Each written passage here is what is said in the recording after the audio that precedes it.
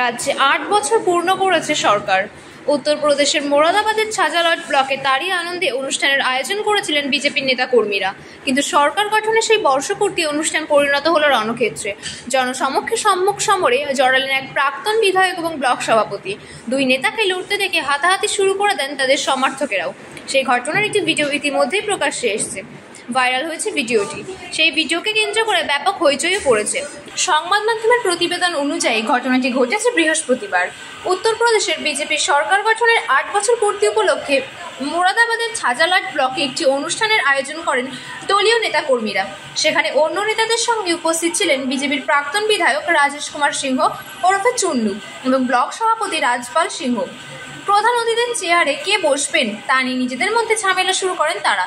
এই নিয়ে উত্তপ্ত বাক্য বিনিময়ের সময় হঠাৎই হাঁটাহাঁটি, একে অপরকে চড় মারেন, চুলের মুঠিও টেনে ধরেন একে অপরের, এমনকি একে অন্যের দিকে জলের বোতল এবং চেয়ার ছুঁড়ে মারেন।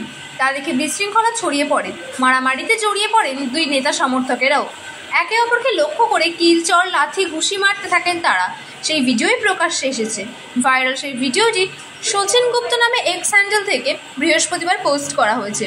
ইতিমধ্যেই বহু মানুষ সেই ভিডিও দেখেছেন। লাইক কমেন্টের ঝড়ও বয়ে গিয়েছে।